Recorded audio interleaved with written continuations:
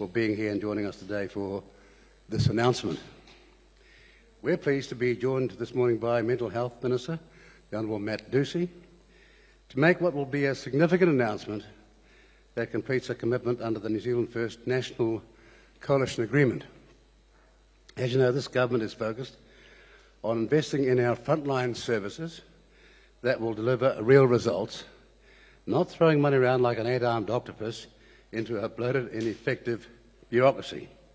Mental health is one of the biggest issues facing young New Zealanders. Our coalition government is announcing today that we are investing in better health support that will see real delivery of services for our young people at the front line. Budget 24 will provide $24 million over 4 years, contracting the I Am Hope Foundation to provide young people aged between 5 and 25 years with mental health counselling services through the Gumboot Friday initiative. Gumboot Friday helps young with mental health needs have access to counselling services earlier. This funding will help Gumboot Friday to more than double the number, that is to over 15,000 more, a number in total rather, of young New Zealanders able to access free mental health counselling services each year. This is a serious investment in a frontline service that is proven to directly deliver to young people who need help the most. It's pleasing that Mike King and Naomi Ballantyne could be here today to join us for this increase in funding for Gumboot Friday. Mike has been a passionate leader in our community for this cause and has set up a service that gets help to young people. This is where investment is needed, and this is where our direct investment is going. With that, let us hand over to Mental Health Minister, the Honourable Matt Ducey, to talk you through some further details of today's announcement. Minister. Thank you, Deputy Prime Minister, and just to acknowledge Mike and Naomi who are here today as well. Look, as New Zealand's first Mental Health Minister, it's an absolute privilege to be announcing $24 million into free counselling for young people. The reality is, I believe the mental health debate is largely driven by young people in New Zealand who are highly articulate about mental health, carrying a vocabulary that we never had when we grew up. They face less stigma, they're more open to talking about their mental health needs, and quite rightly, when they seek help, they want to ensure that timely mental health and addiction support is there. And that's why this announcement today is absolutely vital. Gumboot Friday is proven to connect young people with hundreds of mental health and addiction practitioners that they have within 1 week. They have social return on investment that every dollar invested in returns $5.70. And what we want to do is support Gumboot Friday to scale up, to increase access to timely mental health and addiction support for those young people in New Zealand who may be stuck on wait lists for specialist services or looking to connect from their local community. It fits in our priorities as a government that we want to increase access to timely mental health and addiction support. We want to grow the workforce, and we want to shift focus on to prevention and early intervention. We came into government saying we would get more money out of Wellington to grassroots organisations who have a track record of delivery, and that's what we're starting with this announcement today. So I'll pass over to Mike and Naomi, who might want to say a few things. You both. Yeah. So, stay there, bro. Kia ora, everybody. First and foremost, I would like to thank Matt and the Deputy Prime Minister Winston for believing in what we do and giving our kids this gift of $24 million. I would also like to thank Deputy General of Mental Health Robin Shearer and her team for helping us put this together. Without you and your team, Robin, none of this would have happened, so we're very grateful for your input. So if anyone's got any questions, we're more than happy to take questions. I am just so grateful to the Deputy Prime Minister Winston Peters and to Matt Ducey for the government supporting such an incredible organisation. I am humbled by the work that Mike and his team do and delighted that this money will help them do more.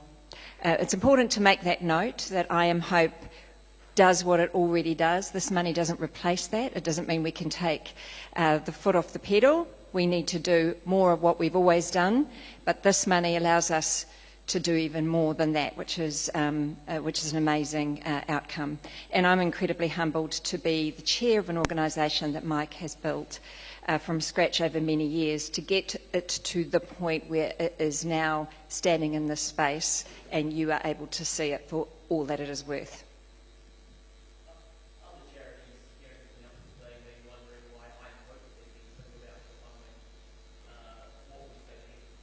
Me or you? Well, I'll get Matt to answer that question. No one's being singled out.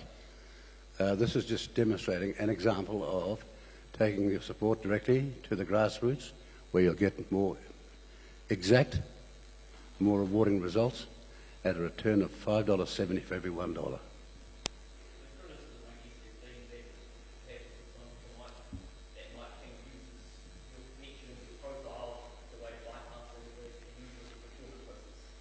Yeah, they say it only takes 16 years to be an overnight sensation. I've been in this working with I Am Hope since 2009. In all that time,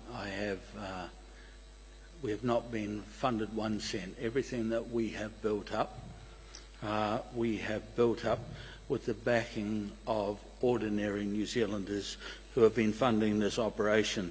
And I can tell you something, and this has got nothing, it's nothing against any other charity.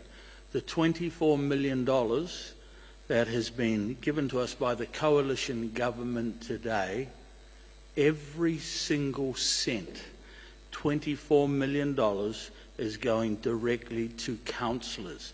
Mike King is not putting 1 cent in his pocket. I Am Hope Foundation is not putting 1 cent in our pocket. This is about the kids, and with that money, we can deliver 160,000 free counselling sessions to young New Zealanders who need it. This money is also going to allow us to onboard another 300 counsellors, which will sit alongside our 555 counsellors that we already have.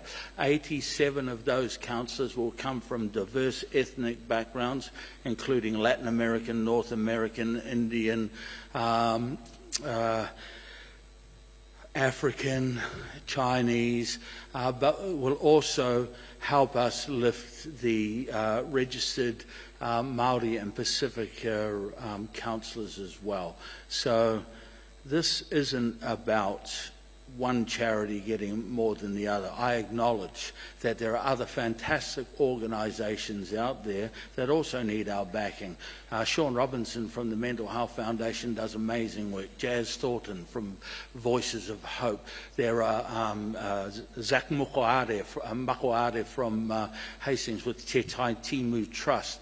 These are all grassroots organisations that definitely need our help, and by taking the pressure off them with their kids, hopefully they're going to get the support that they need as well.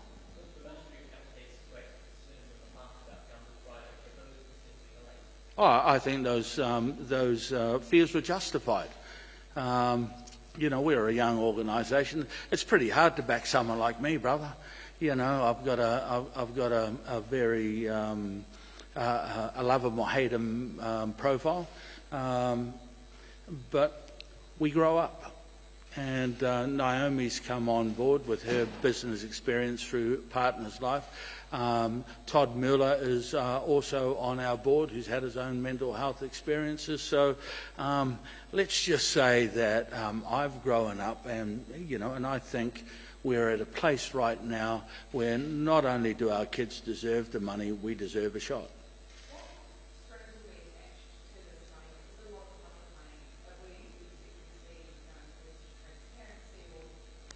So, So can I just say, obviously, this is subject to the budget itself. On the 30th of May, the budget will be out, and then we can begin, because the money will be then passed in the legislation, available for 1 July, and getting the contract tied up depends on, of course, the simple thing.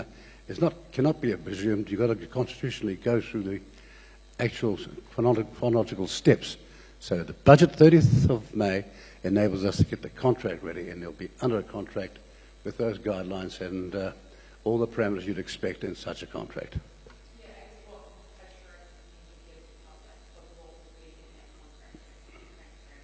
An acute knowledge of what a contract looks like because of past experience.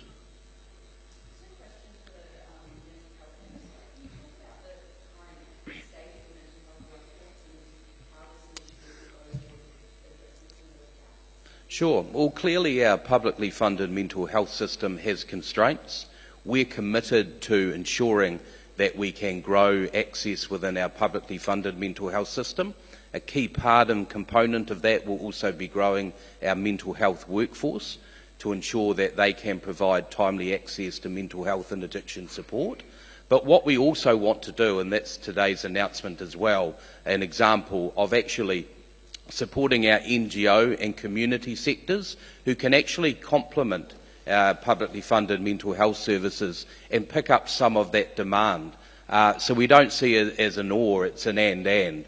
And we've been very clear that what we want to do, after the last government had so much money sucked into the administration and the blockages here in Wellington for mental health, is we want to release that funding out to grassroots organisations like Gumboot Friday. And as Mike and Naomi have talked about today, they have an available workforce of over 300 accredited and vetted mental health and well, here we go, 555 and growing by another 300. And growing by another 300. And that's what we want to do. We want to scale up timely access to support for young people. We know with the Auditor General report, it showed that waiting times for specialist youth mental health services had in fact increased over the last 6 years. So we want to scale up NGO and community groups who can support our specialist publicly funded mental health services. And can I just say one thing here? Yeah. If we want to talk about contracts, remember the 1.9 billion that ended up in 5 hospital beds? And no, hang on. Now we know 800. The rest, a lot of it was spent wisely, but 800 million was not accounted for. 800 million was not accounted for. That was the time for you to ask the question: where's your contract? Can I just respond to your question? So we are the most open and transparent organisation. Every year the funds that are provided by the Ministry of Health will go into the Kiwi Bank account. They can only come out with an invoice from a counsellor. We will be reporting every single cent, every session. If they want a report weekly, I will give you a report weekly. So we will be totally transparent, as we always have been. Regardless of what the contract says, we will be the most transparent organisation out there.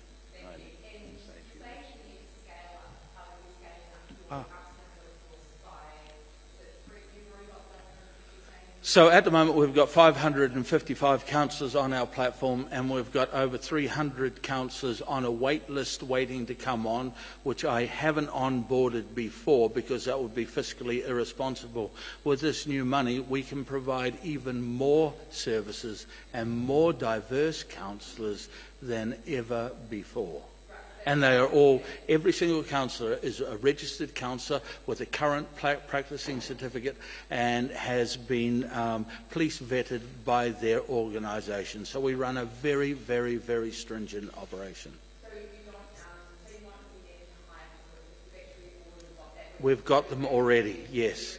We have them already, yes. So we're not taking from the public workforce. Our role is to take the pressure off the public system and stop all of these kids being thrown into a funnel where they're going to meet a bottleneck at the crisis end. We're going to have experts filtering and only putting through the young people that desperately need the help. So this whole Gumboot Friday platform is designed to work with the current service and enable them to do their jobs properly. Naomi, you wanted to? Yeah, just in terms of the accountability, obviously Mike now has a board of myself, Todd Muller, Denise Lestrange Corbet, people with business experience who understand KPIs and a real focus on helping Mike create an organisation or take the organisation he's created and put those KPIs and measurements in place. And the KPIs in our case are how many kids have we helped and have we helped them? How do we know? And that's the measurement the board expects in any case. So there is no difference between what the board expects Mike to be able to produce for us and what the minister will require. So it's not an issue for us.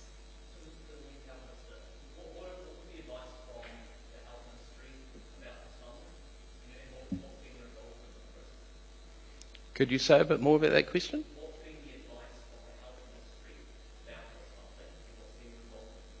That's what I'm asking. Advice about what, sorry? Yeah, well, obviously it was a coalition agreement. Yeah, exactly. The Ministry of Health had advised us that they can directly contract to I Am Hope under government procurement rules. There's been a question raised today around transparency. I would expect this contract, as with any contract the Ministry of Health signs and Health New Zealand, to be robust and have scrutiny for value for money. Because if the question just can't be about how much more money we put in, it's the results we want at the end. And that's the expectation through contracting as well. So I've been advised by the Ministry of Health that the direct contracting to them under government procurement rules is actually not that unusual, and that's the process we'll be following for this contract. And one thing, the coalition agreement was in November of last year. You've had over 6 months using the OIA to ask that question. Why on earth would you wait to this day to ask that question? Eh? Well, why would you repeat it then if you had already asked it? No. Somebody can read the room, and I'm reading you.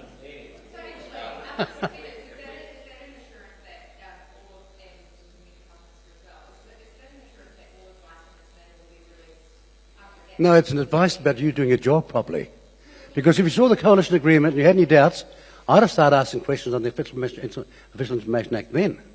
Not wait all this time. All I'm looking for is a performing fourth estate in this matter. So the metrics that you're talking about are metrics by which you'll assess the effectiveness. So for me or for Matt? Yeah. Sorry, can you repeat the question? Yeah. So the metrics that you're talking about with respect to keeping counselling and wanting to make sure that you're getting value for money, has the metrics and the measurements been set with respect to this funding allocation? Yeah, so as been talked about before, the money is made available through Budget 2024. As the Deputy Prime Minister stated, that contract will be signed for the 1st of July, and that contract will go through the robust processes that any contract will go through to actually set the number of sessions that we are going to be purchasing, which Mike has talked about today as well, and been very clear. Be very clear about the outcomes as well, because of course it's not just the inputs, it's the outputs that will be in that contract, which also Naomi has talked about today as well. So that is on that doesn't take into account inflation. So on today's current figures, we can produce 160,000 sessions, that's psychiatry, psychologists, psychotherapists, and counselling sessions, and they fluctuate obviously, but the average is about $147 across all of them. So that's 160,000 across 4 years? Yeah, 4 years. Yep, at today's rate. So that could decrease. Well, obviously you've got to factor in inflation. It could go up, you know. What current trends are you seeing with respect to young people health? What struggles they're facing, any particular conditions that are becoming more critical? Okay, so we're data driven. Imagine mental health is a cake. The bottom tier is anxiety. 76% of all people that are coming through the platform between 5 and 25, their mental health issue starts with anxiety. The second tier of the cake is depression. Obviously, if you're anxious for long enough, you get depressed. Third tier of the cake is stress. Stress is one of the major issues out there for our kids. The fourth tier is really fascinating. It's cupcakes. Lots of little cupcakes, hundreds of little cupcakes, and it can be anything from anger, it can be drugs, it can be alcohol, it can be vaping. So the issue that I have is we're all working on cupcakes because these first three take societal attitudinal change. So we will let the specialists deal with their specialist areas, and we'll be working on these bottom areas. So, yeah, the number one complaint for young people, the number one driver of issues is something you've never heard before, but our data is telling us it's the interaction between parents. The worry about what happens if mum and dad split up and how they're interacting. So maybe we should be looking at how we can educate our parents on the behaviour. And this is good parents as well, not just lower socioeconomic parents. This is right across the platform. So, yeah, we've got some in-depth numbers around that, but that's the number one.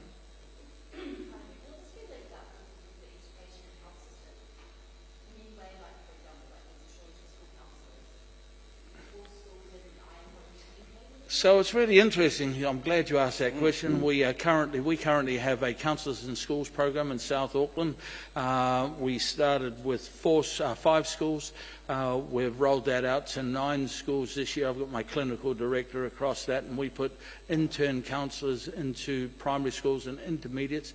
It's having a huge impact on those communities, not only on the kids, which we expected, but on the teachers for not having that burden and having a counsellor there, but also on the mums and dads who have noticed the behaviour change in their kids. And we roll that program out for $200,000 a year, which is pretty good value for 9 schools. So anyone can refer themselves to a counselling session, gumbootfriday.com. Click the I Am Help button, and within 5 clicks of a button, a counsellor will contact you and you'll be up for an appointment. Excuse me, look, there's other things we've got to go to, so could we have just 2 more questions, please?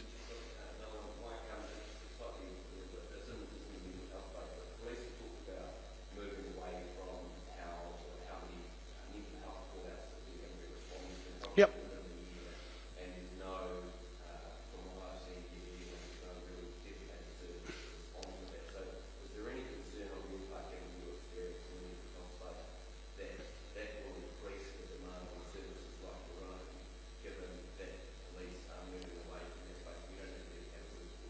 So our whole kaupapa is dealing with little problems before they become big problems, before they become suicidal thoughts. So ours is taking the stigma away from seeing a counsellor and making it okay, turning counselling from being seen as a mental health intervention to it's just a conversation. On the police thing, you know, common sense says the solution to that is simple. Put a mental health worker in every police station and have the experts go out and make the call and be escorted by the police so they can do their job.